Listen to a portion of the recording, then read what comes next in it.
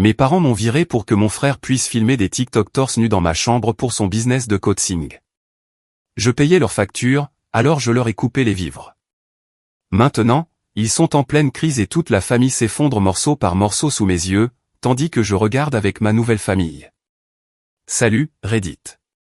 Ma famille m'a expulsé de ma propre chambre pour les rêves d'influenceur fitness de mon frère. Alors, je les ai complètement rayés de ma vie et je n'ai jamais regardé en arrière. Il s'est avéré qu'ils n'étaient pas prêts pour ce qui allait suivre. Mais avant d'en arriver là, laissez-moi commencer par le début. Je m'appelle Nolan, j'ai 24 ans. Je travaille dans le marketing pour une entreprise de taille moyenne en centre-ville. Et je suis d'une fatigue telle que même mes os me semblent lourds. Je suis rentré dans l'allée un jeudi, après 12 heures de présentation client consécutive qui n'avaient mené à rien. La première chose que j'ai remarquée, c'est la Honda déglinguée de Brody garée là où je me gare habituellement. Mon petit frère, je ne l'avais pas vu depuis 8 mois, pas depuis qu'il avait abandonné l'université et décidé que squatter les canapés de ses amis déscolarisés était un plan de vie viable. La deuxième chose que j'ai remarquée, c'est le rack à squat démonté sur son siège arrière. Mon estomac s'est noué avant même que j'ouvre la porte d'entrée. À l'intérieur, la maison sentait les pâtes réchauffées et cette tension particulière qui précède l'annonce d'une mauvaise nouvelle. Brody était sur le canapé, mangeant mon poulet préparé directement dans le Tupperware, scrollant sur Instagram à la recherche de profils fitness comme s'il était chez lui. Ma mère, Denise, était dans la cuisine, essuyant des comptoirs déjà propres. Mon père, Alan, traînait près du couloir, faisant semblant de lire quelque chose sur son téléphone. Personne ne m'a regardé quand je suis entré. Nolan, a dit maman, sans lever les yeux. Il faut qu'on parle de la situation du logement. J'ai posé mon sac lentement. Ça y est, on y est. Brody revient à la maison, a-t-elle continué. Il a besoin de ta chambre. Ma chambre? Elle est plus grande, a-t-elle dit. Meilleure luminosité pour ses tournages, et il a besoin d'espace pour son équipement de gym à domicile. Brody a enfin levé les yeux de son téléphone. Je lance un business de coaching personnel en ligne, frérot. Genre, pour de vrai cette fois. J'ai besoin d'une installation correcte. C'est mon moment, tu vois. Et où suis-je censé aller, ai-je demandé. La chambre d'amis, a dit maman, essuyant toujours le même endroit sur le comptoir. La chambre d'amis est pleine de décorations de Noël et de vieux meubles. On déplacera tout ça au garage. Ça ira. Elle fait la moitié de la taille et donne sur la rue. De toute façon, tu n'es presque jamais à la maison, a dit maman. Toujours à ce bureau. Quand est-ce que ça doit se faire? Ce week-end, a-t-elle dit. Dimanche, c'est bien. 3 jours. Il me donnait 3 jours. Brody a enfin levé les yeux de son téléphone. Merci de comprendre, frérot. Cette installation va être un truc de malade. Je vais enfin réussir cette fois. Je l'ai dévisagé. Il avait 127 abonnés sur Instagram. Son compte s'appelait @brodyfit-transform. Au cours des 6 derniers mois, il avait posté 39 selfies torse nu dans le miroir et peut-être une douzaine de vidéos d'entraînement qui obtenaient 15 j'aime chacune, principalement de la part de gens avec qui nous étions au lycée. Il avait gagné exactement $0. De toute façon, tu n'es presque jamais à la maison, a ajouté maman. Toujours à ce bureau. En plus, tu n'as pas besoin de tout cet espace pour des costumes et un ordinateur portable, a dit Brody. Moi, j'ai besoin de place pour mon banc, mon rack à squat, l'éclairage, l'espace de tournage, du vrai matériel. J'ai ouvert la bouche pour protester, pour souligner que c'est moi qui vivais ici, que j'avais une vie, un espace de travail, des choses qui comptaient. Mais maman m'a coupé. Brody a besoin de place pour son équipement et sa création de contenu. Il est en train de construire une entreprise, une vraie entreprise. Papa n'a rien dit. Il n'a même pas levé les yeux de son téléphone. Il est resté là, comme un meuble. Et les factures que je paie, ai-je demandé. Maman n'a pas sourcillé. Évidemment, tu continueras à t'en occuper. C'est toujours ta maison. Tu fais toujours partie de cette famille. Et voilà. La chose qui m'a serré la poitrine. Depuis 2 ans, je payais $850 par mois pour cette maison. Internet, les charges, les courses, les services de streaming, l'assurance voiture de maman, des choses pour lesquelles il m'avait demandé de l'aide et qui étaient devenues permanentes. Des choses pour lesquelles ils avaient cessé de me remercier après le premier mois. Brody doit se concentrer sur la construction de sa marque en ce moment, a poursuivi maman. Il ne peut pas être distrait par les factures et les responsabilités. Une fois que son business de coaching décollera, il contribuera. J'ai regardé papa. Il fixait toujours son téléphone. Il n'a pas voulu croiser mon regard. Il ne demandait pas, ils ordonnaient. Quand dois-je être parti, ai-je demandé doucement. Dimanche, c'est bien, a dit maman. Ça te laisse le week-end. Brody était déjà retourné à son téléphone, scrollant les comptes d'influenceurs fitness, s'imaginant probablement parmi eux. Je suis monté dans ma chambre, la chambre que j'avais depuis l'âge de 9 ans. Des posters du lycée encore sur les murs, mon bureau, où j'avais fait mes devoirs, rédigé mes dossiers d'inscription à l'université, établi le budget qui faisait tourner cette maison sans qu'ils ne s'en rendent jamais compte. Je me suis assis sur mon lit et j'ai sorti mes relevés bancaires. $867 le mois dernier, $891 le mois d'avant, $823 celui d'encore avant. J'ai remonté le temps. 2 ans de paiement, environ $20 000. En bas, j'entendais Brody faire des pompes bruyamment, comptant les répétitions comme s'il se filmait. Puis la voix de maman. Nolan, tu pourras prendre de la poudre de protéines en rentrant du travail demain. Brody n'en a presque plus. Comme si rien ne venait de se passer. J'ai ouvert mon ordinateur portable et j'ai cherché des appartements. Puis j'ai ouvert un deuxième onglet et j'ai tapé « Comment se retirer des comptes de service public ?» S'il voulait que je parte, je partirais complètement. J'ai trouvé un studio le vendredi matin pendant ma pause déjeuner. $1100 par mois, à 35 minutes du travail, disponible immédiatement. Petit mais propre. Le propriétaire n'a pas posé de questions quand j'ai dit que je pouvais signer aujourd'hui et emménager demain. J'ai pris un jour de congé maladie, le premier en 18 mois. À midi, j'étais de retour à la maison avec des cartons de chez Huol. Maman et papa étaient au travail. Brody dormait encore. J'ai fait mes cartons en silence. Vêtements, livres, ordinateur portable, le bureau que je m'étais acheté en 2e année d'université. Tout ce qui m'appartenait. 2 ans de vie pliés dans des cartons et des sacs poubelles. Brody est sorti de sa chambre vers midi, en short de compression et débardeur, un shaker de protéines à la main. Il a vu les cartons empilés près de ma porte et s'est arrêté. « Yo, tu prends tout ça ? » ?»« C'est à moi. »« Ouais, mais genre, j'allais utiliser cette étagère pour mes compléments et mon matériel. »« Achète la tienne, ai-je dit. »« Putain. »« Ok, calme-toi, frérot. » Il a scrollé sur son téléphone.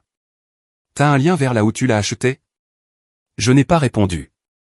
J'ai juste porté un autre carton jusqu'à ma voiture. 3 allers-retours. C'est tout ce qu'il a fallu pour me retirer de cette maison. Maman est rentrée vers 15 heures. Elle est restée dans l'allée, me regardant charger le dernier carton, les bras croisés. Tu ne vas pas faire tout un drame pour ça, sérieusement ? Je fais ce que vous avez demandé. Je pars. On ne te met pas dehors. On réorganise juste. C'est ce que font les familles. On se fait de la place les uns pour les autres. J'ai fermé le coffre. Elle m'a suivi jusqu'à la portière du conducteur. Alors, pour le transfert des factures, je vous enverrai les informations de compte. Vous avez 30 jours avant qu'il ne coupe tout. Son visage a changé. Attends, qu'est-ce que tu veux dire par couper ? Les comptes sont à mon nom. Vous devrez en ouvrir de nouveaux. C'est ridicule. Continue juste de les payer. On pourra te faire un virement pour notre part. Je l'ai regardé. Vraiment regardé. Vous ne m'avez jamais fait de virement pour votre part. Parce que tu vis ici, tu bénéficies de ces services. Je ne vivrai plus ici à partir de maintenant. Tu es incroyablement égoïste. Ton père va entendre parler de ça. Je suis monté dans ma voiture. Brody était maintenant sur le porche, se filmant avec son téléphone. Et, frérot. Avant de partir, tu peux me montrer comment réinitialiser le routeur Wi-Fi ? Il n'arrête pas de se couper quand j'essaie de télécharger des vidéos. J'ai fait marche arrière dans l'allée sans répondre. La voiture de papa a croisé la mienne 2 rues plus loin. Il rentrait à la maison. Je l'ai regardé dans mon rétroviseur. Il n'a ni ralenti, ni fait demi-tour, il a juste continué à conduire vers la maison comme si de rien n'était. Il n'a même pas fait un signe de la main. Le studio sentait la cigarette et le désodorisant bon marché. Une pièce, une salle de bain, une cuisine qui n'était en fait qu'un comptoir avec une plaque chauffante, mais c'était à moi. Juste à moi. J'ai déchargé les cartons en silence et les ai empilés contre le mur, j'ai commandé une pizza, je l'ai mangée assis par terre. Vers 22 heures, mon téléphone a commencé à vibrer. 4 appels manqués de maman. Je les ai laissés sonner. Cette nuit-là, j'ai dormi sur un matelas pneumatique qui se dégonflait lentement. Je me suis réveillé à 2 heures du matin, à moitié affalé sur le sol. Le dimanche matin, j'ai passé 3 heures sur mon ordinateur portable, à retirer mon nom de tout. Compagnie d'électricité, demande de clôture de compte, effective le 30 octobre. Fournisseur d'accès Internet, idem. Eau, gaz, Hulu, Netflix, Spotify, forfait famille, YouTube Premium, Amazon Prime. Un par un, j'ai rempli les formulaires, téléchargé la preuve de ma nouvelle adresse, demandé la clôture des comptes. Puis j'ai rédigé un email à mes parents. Objet, information de compte, action requise avant le 30 octobre. J'ai listé chaque service, le coût mensuel moyen, les numéros de téléphone des compagnies qu'ils devraient appeler pour créer de nouveaux comptes. J'ai joint une feuille de calcul montrant 24 mois de paiement, organisée par catégorie. Sans formule de politesse, sans explication, sans signature. J'ai cliqué sur envoyer. Le reste du dimanche a été calme. J'ai acheté des meubles chez Ikea et sur Facebook Marketplace. Un cadre de lit, un bureau, une étagère, de vraies assiettes au lieu de celles en carton. L'appartement a commencé à ressembler moins à une cachette et plus à un lieu de vie. J'ai vérifié mes emails une fois. Le message à mes parents indiquait, lu à 18h40. Pas de réponse. Le lundi matin, je suis retourné au travail. Grosse présentation à venir. Client majeur. Promotion potentielle en jeu. Le mardi matin, je les avais presque oubliés. Puis mon téléphone a commencé à vibrer pendant une réunion. 6 textos, 3 appels, tous de maman. Je l'ai mis en silencieux et je suis resté concentré sur le diaporama de présentation devant moi. L'aperçu du dernier texto a illuminé mon écran. L'Internet ne marche pas, Brody a un appel de consultation client dans 1 heure. Appelle-moi maintenant. J'ai retourné mon téléphone. Brody n'avait pas de client. Après la réunion, j'ai écouté les messages vocaux. La voix de maman devenait de plus en plus frénétique au fil des 6 messages. Le Wi-Fi ne se connecte pas, as-tu oublié de payer la facture? Nolan, ce n'est pas drôle. Brody ne peut pas filmer de contenu sans Internet. Il a un calendrier de publication. Ton père a essayé de les appeler et ils ont dit que le compte est fermé. Qu'est-ce que tu as fait? Brody a manqué un appel de consultation à cause de toi. Sais-tu à quel point ça le fait paraître peu professionnel? Tu te comportes de manière incroyablement immature. Rappelle-moi tout de suite. Brody avait aussi envoyé un texto. Mec, pas d'internet. J'ai des sponsors qui me contactent et je ne peux même pas vérifier mes DM. C'est du sabotage, frérot. J'ai tout supprimé. Brody n'avait pas de sponsor non plus.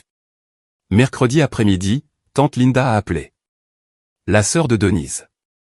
On se parlait peut-être 2 fois par an. Ta mère est très contrariée. Qu'est-ce qui se passe? J'ai déménagé. J'ai fermé les comptes à mon nom. C'est tout. Elle a dit que tu les as abandonnés sans préavis et que tu les as laissés sans internet ni électricité. Je leur ai donné un préavis de 30 jours et toutes les informations de compte dont ils avaient besoin. Brody essaie de lancer une entreprise. Sais-tu à quel point c'est difficile pour les jeunes en ce moment? Sais-tu combien j'ai payé de factures au cours des 2 dernières années? Silence à l'autre bout du fil. La famille, ça ne compte pas les points, Nolan. 20 000 $. Ce n'est pas compter les points. Ce sont juste des maths. Encore le silence. Si Brody veut être un chef d'entreprise, il devrait apprendre à payer des factures. Elle n'a pas rappelé. Jeudi matin, mon patron m'a pris à part après la présentation client. Nous l'avions décroché. Un contrat annuel de 340 000 $. Nous vous promouvons au poste de gestionnaire de compte senior. Augmentation de 18%. Ça commence le mois prochain. La première, véritablement bonne nouvelle. En 2 semaines, Mon salaire est passé de 68 000 $ à 80 000 $. J'ai célébré seul ce soir-là dans mon studio avec une boisson chère que j'avais gardée. J'ai trinqué à ma propre santé dans la pièce vide, au fait de ne plus être utile. Vendredi soir, quelqu'un a frappé à ma porte. J'ai regardé par le Judas. Papa. J'ai ouvert la porte mais je ne l'ai pas invité à entrer. Nous avons parlé dans le couloir. Il avait l'air épuisé, plus vieux que dans mon souvenir. Tu dois arranger ça. Arranger quoi? Les factures, l'internet, tout ça. Ta mère devient folle. Le business de Brody en souffre. Alors ils peuvent appeler les compagnies et créer de nouveaux comptes. Tu sais bien qu'on ne peut pas se permettre tout ça sans ton aide. Je l'ai dévisagé. Où étais-tu quand elle m'a mis dehors? Elle ne t'a pas mis dehors. Elle avait juste besoin de réorganiser. Où étais-tu? Il a regardé ses chaussures. J'ai essayé de lui parler. Elle n'a pas voulu écouter.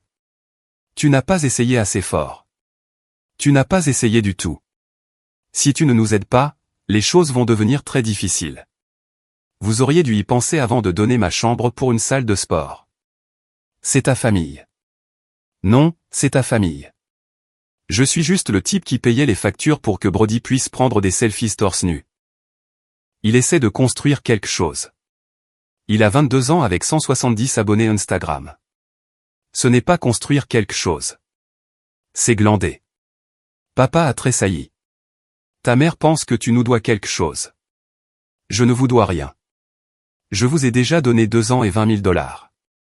Il est parti sans un mot de plus, a descendu le couloir comme un homme qui savait qu'il avait tort mais ne pouvait pas l'admettre. Ce soir-là, j'ai bloqué le numéro de maman. J'ai gardé celui de papa débloqué pour des raisons que je ne comprenais pas encore tout à fait. J'ai bloqué Brody. J'ai vérifié Instagram une dernière fois avant de supprimer l'application. Brody avait posté une diatribe dans ses stories. Une fausse famille, c'est pire que pas de famille du tout. Certaines personnes vous sourient en face puis vous poignardent dans le dos. Je vous vois. Gardez la même énergie.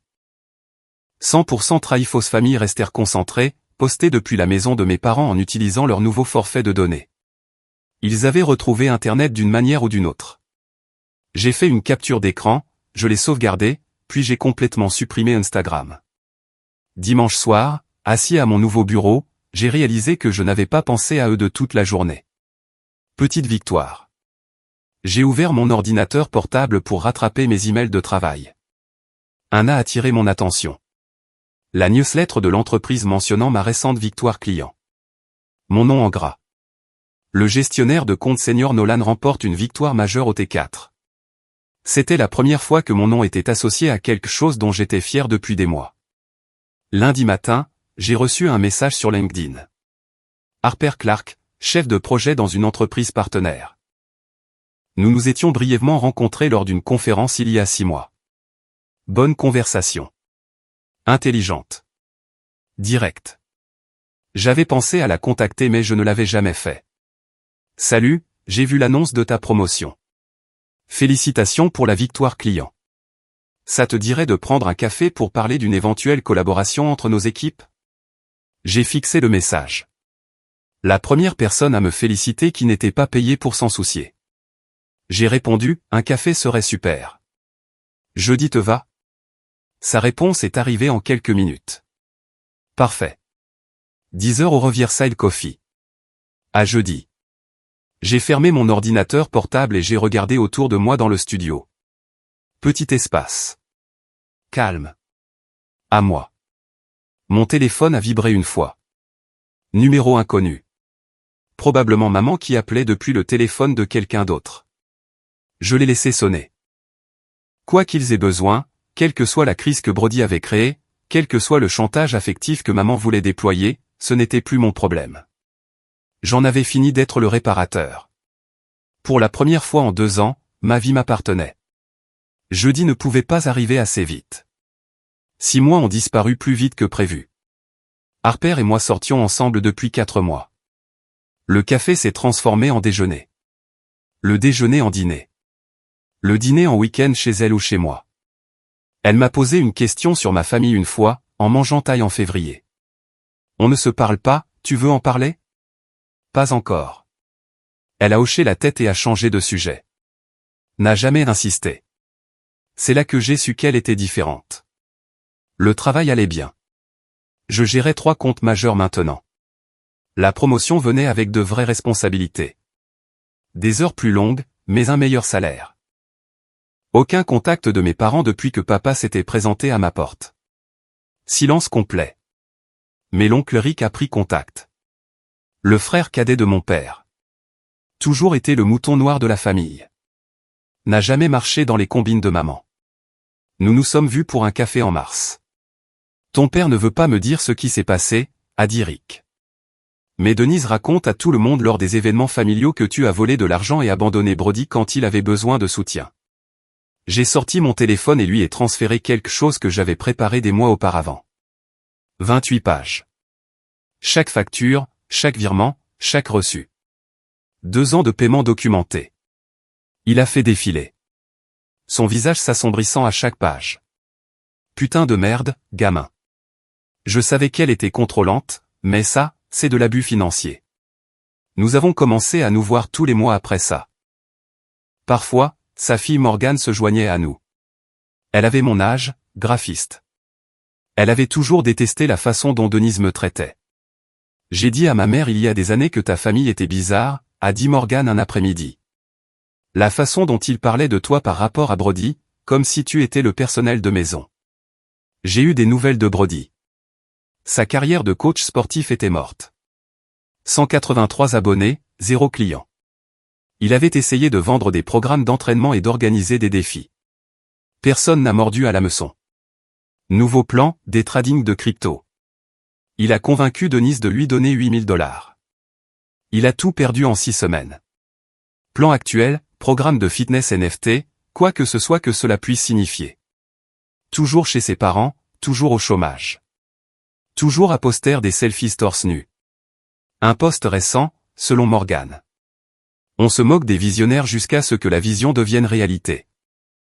11 j'aime. Le mois d'avril a été d'une violence inouïe. Rick m'a appelé au travail un mardi. La voix sérieuse. Ton père a eu une crise cardiaque. Il est à l'hôpital général. Tout est devenu froid. Il va bien? Stable. Une petite, mais un avertissement. Lié au stress, a dit le médecin. Mais tu devrais le savoir. J'ai raccroché et je suis resté dans ma voiture pendant 20 minutes. Harper a texté, déjeuner? Mon père a eu une crise cardiaque. Sa réponse a été immédiate. J'arrive. Elle est arrivée 15 minutes plus tard avec des sandwichs. S'est assise avec moi en silence jusqu'à ce que je sois prêt à parler. Tu veux aller le voir? Je ne sais pas, j'y suis allé seul ce soir-là, à 20 h. En espérant que Denise ne serait pas là. Elle y était. Papa était dans le lit, branché à des moniteurs, l'air plus vieux que ses 52 ans. Denise m'a vu entrer. Son visage est passé par le choc, la colère, le soulagement, puis la suffisance. Enfin, te voilà. Il faut qu'on parle d'eux. Je ne suis pas là pour toi. Je suis passé devant elle jusqu'au lit de papa. Il était réveillé, groggy à cause des médicaments, m'a vu et s'est mis à pleurer immédiatement. Comment te sens-tu? Je suis désolé. Pourquoi? Pour tout. J'aurais dû. Je n'ai pas, sa voix s'est brisée. Il n'a pas pu finir. Denise a interrompu. Nolan, ton père a besoin de repos. Mais puisque tu es là, nous devons discuter des factures médicales. L'assurance ne couvrira pas tout. Et je me suis tourné vers elle lentement. Sors. Pardon? Je suis venu le voir. Pas toi. Sors ou je pars. Comment oses-tu? Je me suis dirigé vers la porte. Denise, s'il te plaît, la voix d'Alan était faible mais ferme. Elle n'est pas partie. Au lieu de ça, elle s'est lancée dans une tirade, là, dans la chambre d'hôpital. Elle a déroulé le script habituel. Je les avais abandonnés. J'avais saboté le business de Brody. Je leur devais de m'avoir élevé. Brody n'avait pas de business, ai-je dit. Il avait un compte Instagram et un banc de musculation. Nous t'avons tout donné. Je vous ai donné 20 000 $. Nous sommes quittes. Une infirmière est entrée. Madame, vous devez baisser la voix ou je devrais vous demander de partir.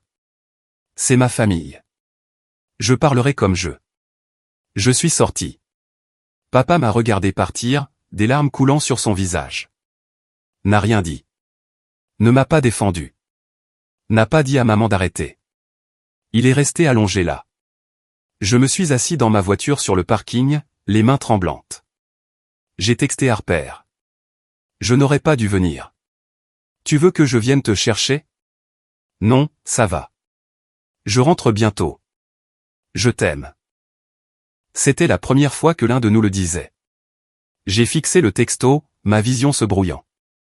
J'ai répondu, je t'aime aussi. Cette nuit-là, Harper m'a tenu dans ses bras pendant que je fixais le plafond. Il n'a rien dit. Elle s'en est prise à moi et il est resté là, allongé. Je sais. Pourquoi n'étais-je pas suffisant? Tu as toujours été suffisant. C'est juste qu'il ne pouvait pas le voir. Alan a texté 3 jours plus tard depuis un nouveau numéro. Merci d'être venu. Je suis désolé pour ta mère. Je suis désolé pour tout. Je n'ai pas répondu pendant une semaine. Puis, concentre-toi sur ta guérison. On peut se parler un jour? Juste nous deux. Je ne suis pas prêt. Je comprends. J'attendrai. 1 an après être parti, ma vie ne ressemblait plus du tout à ce qu'elle était. J'avais été promu de nouveau, directeur de compte maintenant. Salaire de 87 000 $, gérant une équipe de 4 personnes. J'avais déménagé dans un meilleur appartement en mai. Un 2 pièces avec un balcon et une vraie cuisine. Harper y vivait pratiquement. Sa brosse à dents dans la salle de bain, ses vêtements dans la moitié du placard, sa tasse de café sur le comptoir chaque matin. Nous étions ensemble depuis 10 mois. Elle avait rencontré Rick et Morgan, mes collègues, mes amis d'université. Elle n'avait pas rencontré mes parents. N'avait pas demandé. N'en avait pas besoin. Nous nous sommes fiancés à Noël. Une demande simple chez ses parents. Pas de grande production, juste moi, elle et une bague pour laquelle j'avais économisé. Elle a dit oui avant même que j'ai fini de demander. Nous avons fixé la date du mariage pour juin. Petite cérémonie. Amis proches et famille seulement. Harper a posté une photo de la bague sur Instagram quelques jours plus tard. Légende simple, le oui le plus facile de ma vie. Je n'avais plus de réseaux sociaux. Depuis des mois. Mais j'avais oublié que Rick suivait Harper. Il a commenté, félicitations à vous deux. J'ai hâte d'être au mariage, puis l'a partagé sur son Facebook. Papa l'a vu. Il était ami avec Rick.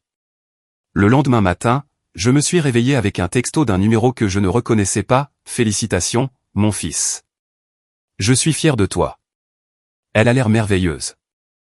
J'aimerais pouvoir être là. J'ai montré à Harper en prenant le café. Qu'est-ce que tu veux faire? Je ne sais pas, je l'ai laissé en lu pendant 3 jours. Je n'arrêtais pas de le relire. J'aimerais pouvoir être là. Comme si quelque chose l'en empêchait. Comme s'il n'avait pas le choix. 4e jour. Mon téléphone a sonné. Indicatif régional inconnu. J'ai répondu en pensant que c'était lié au travail. Nolan, j'ai entendu dire que tu te maries et tu ne l'as même pas dit à ta propre mère. J'ai raccroché immédiatement. Elle a rappelé 6 fois depuis des numéros différents. Je les ai tous bloqués. Ce soir-là, un email est arrivé. L'email était exactement ce à quoi je m'attendais. Elle était ma mère. Elle avait le droit d'être impliquée. Harper méritait de rencontrer sa future belle-mère correctement. Comment pouvais-je exclure Brody? Ils étaient prêts à passer à autre chose si je l'étais. Ils voulaient t'aider à payer pour le mariage. Harper m'a regardé. Elle est sérieuse? Elle pense qu'elle peut racheter sa place. Qu'est-ce que tu vas faire? Rien. Je n'ai pas répondu à l'email, mais j'ai rédigé un texto à papa. Ça m'a pris 2 jours pour le finaliser. Je l'ai réécrit 11 fois. Finalement, je l'ai envoyé. Il y a une place pour toi au mariage si tu le veux. Juste toi. Sans Denise. Sans Brody. C'est ton choix. Le mariage est le 21 juin. RSVP avant le 15 mai. Il l'a lu à 23h44. L'accusé de lecture est apparu immédiatement. Pas de réponse. Les jours ont passé, puis les semaines. Harper a demandé une fois début avril. Des nouvelles de ton père? Non. Je suis désolé. Je ne suis pas surprise. Mais je vérifiais mon téléphone plus souvent que je n'aurais dû. Le 30 avril est arrivé et passé. Pas de réponse d'Alan. 7 juin, une semaine avant le mariage. Je me brossais les dents avant de me coucher quand mon téléphone a vibré. Un texto de papa. Je ne peux pas venir. Denise dit que si j'y vais sans elle et Brody, elle demandera le divorce. Je ne peux pas me le permettre en ce moment. Pas avec les factures médicales et tout le reste. Je suis désolé, Nolan. J'espère que tu comprends. Tu mérites d'être heureux. Je l'ai lu 3 fois. J'ai craché mon dentifrice dans le lavabo. J'ai montré à Harper. J'ai tapé une réponse. Je comprends parfaitement. Tu l'as choisi à ma place encore une fois. C'est la dernière fois que tu auras cette chance. Ne me contacte plus. J'ai appuyé sur envoyer. J'ai bloqué son numéro. J'ai supprimé toute la conversation. Je n'ai ressenti que de la clarté. La semaine du mariage est passée vite. Travail, lieu de réception, visite, répétition, dîner. Harper a demandé la veille. Aucun regret qu'il ne soit pas là? Ils n'ont jamais vraiment été là de toute façon. Le matin du mariage. Je me préparais avec mes témoins quand Rick m'a pris à part dans le couloir. Ton père m'a appelé hier soir, à 2 heures du matin. Il est en vrac, il pleurait, il voulait que je te convainque de le laisser venir. Qu'est-ce que tu lui as dit? Je lui ai dit qu'il avait fait son choix et que maintenant il devait vivre avec. Puis je lui ai dit que c'était un lâche et j'ai raccroché. J'ai hoché la tête lentement. Merci. Mais Nolan, je pense qu'il commence enfin à voir. Ce qu'elle est, ce qu'il a laissé faire, ce qu'il a perdu. Ça le détruit. Bien. Tu en es sûr? Il a eu 1000 chances de me choisir. Il l'a choisi à chaque fois. Il n'a pas le droit d'être détruit maintenant et d'attendre ma sympathie. Rick m'a serré l'épaule. C'est juste. Allons te marier. La cérémonie a commencé à 16 heures. 2 sièges vides au premier rang du côté du marié. Je les ai laissés là exprès. Je voulais que l'absence soit visible. Nous sommes partis en lune de miel au Colorado. 5 jours de randonnée et de microbrasserie de petite ville. J'ai à peine regardé mon téléphone. Pendant 5 jours, mon passé n'existait pas. Jeudi soir, nous sommes rentrés à l'appartement. Le courrier s'empilait sur le comptoir. Facture, carte de mariage, publicité. J'ai vérifié mes emails pendant qu'Harper défaisait les valises. Un de Morgan. Il faut que tu vois ça. Désolé de gâcher l'euphorie de la lune de miel. Brody s'est fait arrêter. Conduite en état d'ivresse. Il a percuté une voiture garée. Personne n'a été blessé, mais il a de gros ennuis et Denise est en pleine crise de nerfs. Je me suis dit que tu devais savoir, même si tu t'en fiches maintenant. Appelle-moi si tu veux des détails. M, pièce jointe. Capture d'écran d'un article de presse locale. Harper a lu par-dessus mon épaule. Oh mon Dieu, il va bien? Il est en vie. Il est stupide, mais il est en vie. Tu vas le contacter où? Non. J'ai supprimé l'email. J'ai commandé à emporter. Nous avons regardé un film. Je n'ai plus pensé à Brody. Lundi. Rick a appelé pendant le déjeuner. Ton père n'arrête pas de m'appeler. Il demande ton numéro. Je lui ai dit que je te demanderais d'abord. Pourquoi le veut-il maintenant? La caution de Brody est de 15 000 $. Denise a appelé tout le monde dans la famille pour mendier de l'argent. J'ai dit non. Morgan a dit non. Même tante Linda a dit non. Elle exige qu'Alan liquide son plan d'épargne retraite pour payer la caution de Brody. Et il a dit non. Longue pause. Il a dit non. Il lui a dit que Brody devait faire face à de vraies conséquences pour une fois. Elle l'a menacé de divorcer. Il n'a pas cédé. Tant mieux pour lui. Ça ne change rien. Nolan, je crois que ton père est en train de craquer. Il a demandé s'il y avait des photos du mariage. Qu'est-ce que tu lui as dit? Que c'était magnifique. Que Harper était sublime. Que tu avais l'air heureux. Et qu'il avait raté ça parce que c'est un lâche qui a fait le mauvais choix. Il ne demande pas mon numéro pour avoir de l'argent, n'est-ce pas? Non, je pense qu'il veut juste parler. Il avait l'air brisé. Je ne suis pas encore prêt à m'en soucier. C'est juste.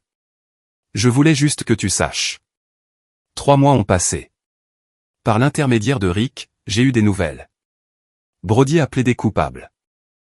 Perte de son permis pour 2 ans. 200 heures de travaux d'intérêt général, 18 mois de probation, 7500 $ d'amende. Denise a contracté un prêt personnel à 19% d'intérêt pour payer ses amendes, 12 000 $. Mais elle ne s'est pas arrêtée là. Elle lui a acheté une voiture d'occasion pour 8 500 $ parce qu'il avait besoin d'un moyen de transport fiable pour chercher du travail. Brody n'avait toujours pas de travail. Il n'en avait pas eu depuis 3 ans. Octobre.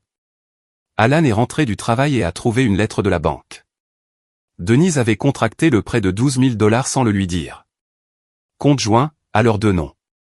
Il a aussi trouvé le reçu d'achat de la voiture. Selon Rick, qu'il a entendu de Diane, qu'il a entendu d'un voisin, la dispute a été nucléaire. Alan l'a confronté à la table de la cuisine. Une dette de 12 000 $ qu'elle lui avait cachée. Une autre voiture pour Brody, qui n'avait toujours pas de travail. La dispute a été nucléaire. Denise a défendu Brody. Il avait fait une erreur. Il avait besoin de soutien. Il avait besoin d'un moyen de transport. Alan a finalement craqué. Brody avait 23 ans, sans travail, sans permis et sans avenir. Pendant ce temps, j'avais un diplôme, une carrière, un mariage. Nolan nous a abandonnés, a crié Denise. Non, c'est nous qui l'avons abandonné et j'en ai marre de faire comme si ce n'était pas le cas. Alors, dégage. Alan a fait un sac ce soir-là. Une semaine au motel, puis une location au mois. Il a demandé le divorce 3 semaines plus tard. Rick me l'a dit en prenant un café. D'accord, ai-je dit. C'est tout. Qu'est-ce que tu veux que je dise? Que je suis content qu'il soit malheureux. Ce n'est pas le cas. Je suis juste insensible à tout ça. Il demande beaucoup de tes nouvelles. Tant mieux pour lui. Mais j'ai ressenti quelque chose.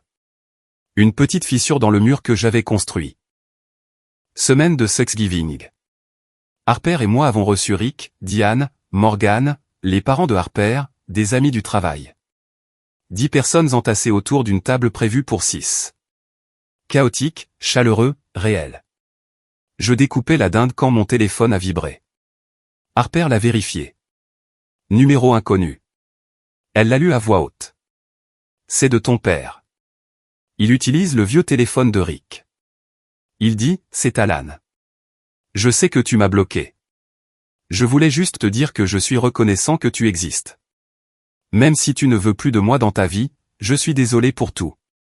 Je suis en thérapie maintenant, j'essaie d'être meilleur même s'il est trop tard. J'espère que tu es heureux. Tu le mérites. Papa. J'ai posé le couteau à découper. Ça va? Ouais, ça va. Je n'ai pas répondu, mais je ne l'ai pas supprimé non plus. 6 mois plus tard, Harper était enceinte de 12 semaines. Nous avons acheté une maison en mai. 3 chambres, 2 salles de bain, un petit jardin. Elle avait besoin de travaux cosmétiques, mais les fondations étaient solides. 340 000 $. Nos noms sur l'acte de propriété, personne d'autre. J'avais été promu directeur principal des comptes, salaire de 115 000 $, à la tête d'un département. La vie était objectivement, indéniablement bonne. Je pensais parfois à Alan, pas souvent, mais parfois. Le texto de Thanksgiving était toujours dans mon téléphone. Je n'avais pas répondu. Je ne l'avais pas supprimé. Alan n'envoyait pas souvent de textos depuis le téléphone de Rick. Tous les quelques mois, un message apparaissait. J'ai vu que ton entreprise a obtenu ce contrat dans le domaine de la santé. Félicitations. Bon anniversaire, Nolan. Rick a mentionné que vous achetiez une maison. C'est merveilleux. Vraiment fier de toi. Je n'ai jamais répondu, mais je les lisais tous. Mars. Rick m'a dit au déjeuner que le divorce était final. Alan s'est fait plumer. Denise a eu la maison, 60% des économies, sa voiture. Alan remboursait la moitié du prêt de Denise pour Brody. Dette commune.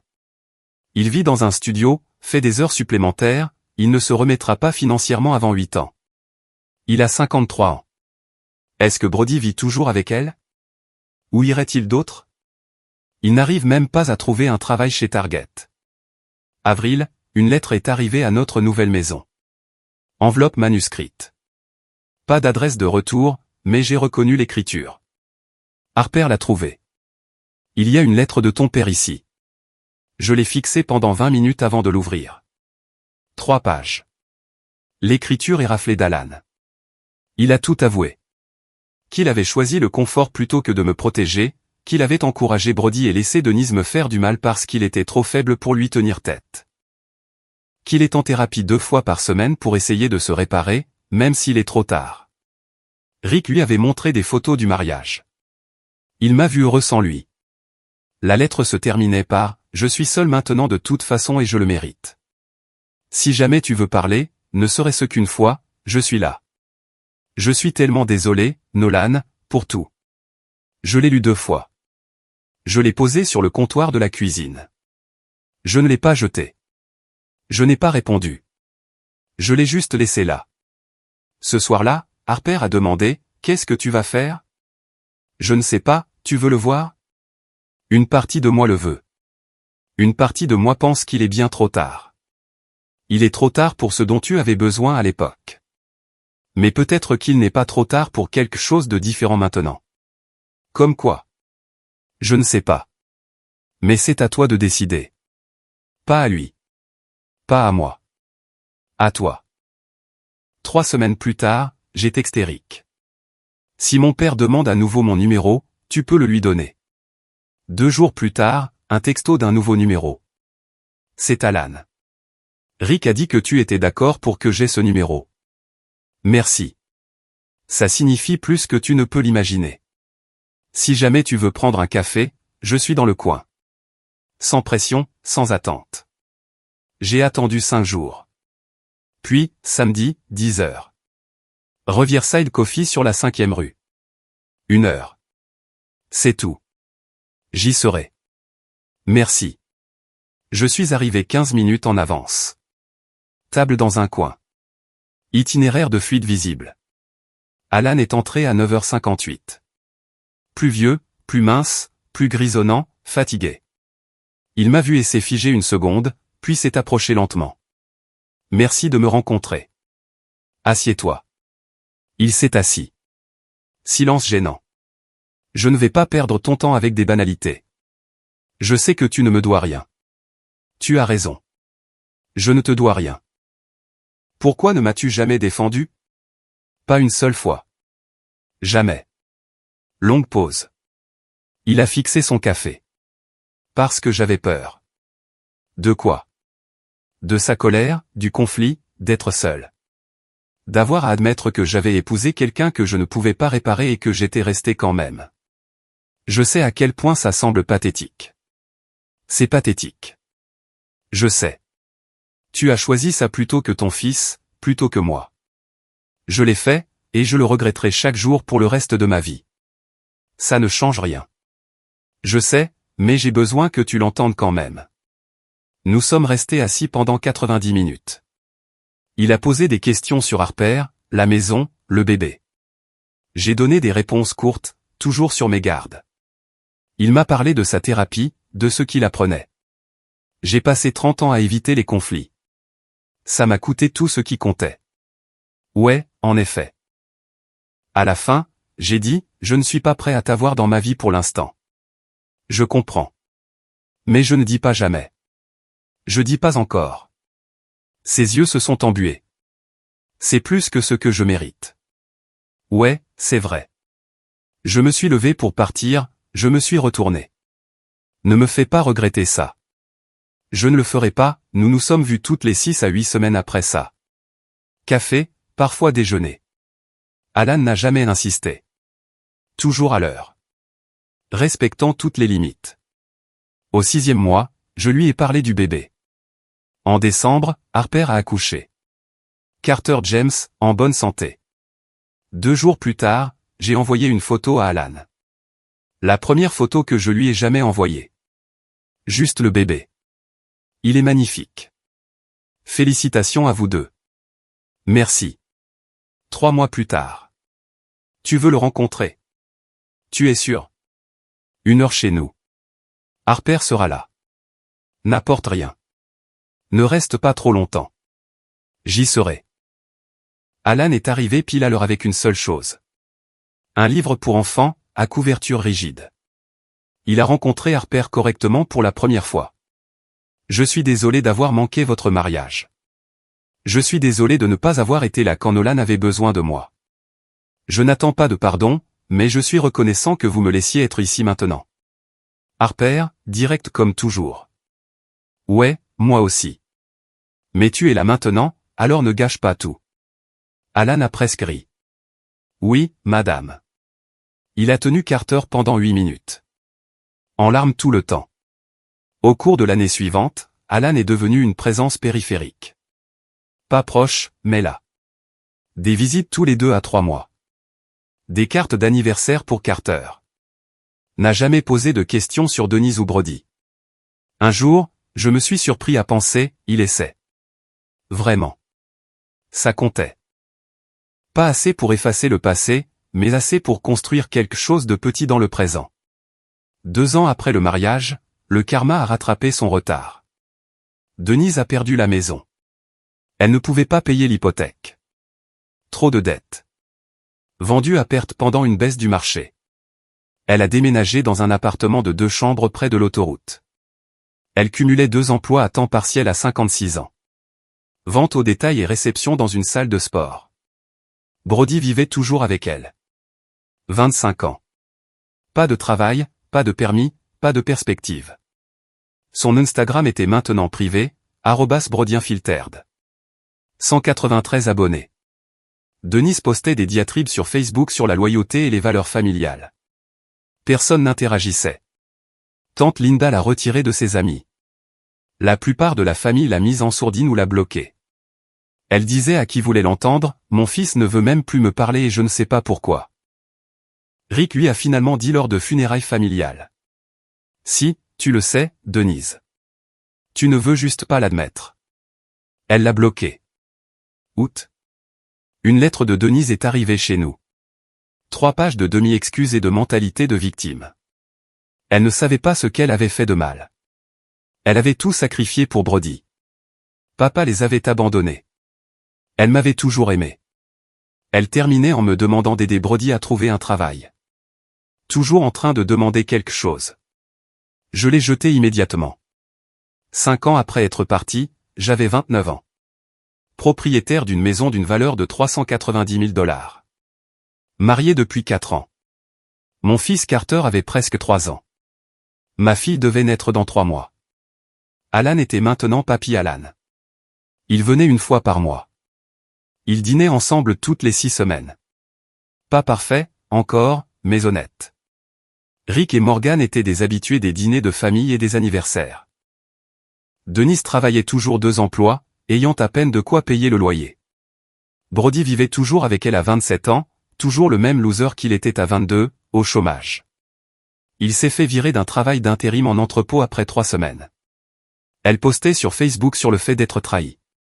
Parlait de moi au travail. Plus personne ne voulait l'entendre. Un dimanche après-midi, fin d'été, la fête du 3e anniversaire de Carter dans notre jardin. 15 personnes, thème Batman, un petit château gonflable. Alan apprenait à Carter à taper dans un ballon de foot. Il portait un t-shirt le papy le plus passable du monde que Morgan lui avait offert pour la blague. J'ai fermé les yeux et j'ai ressenti quelque chose que je n'avais pas ressenti depuis des années. La paix.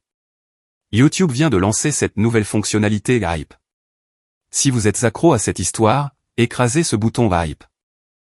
Ça dit à YouTube, cette vidéo mérite d'exploser.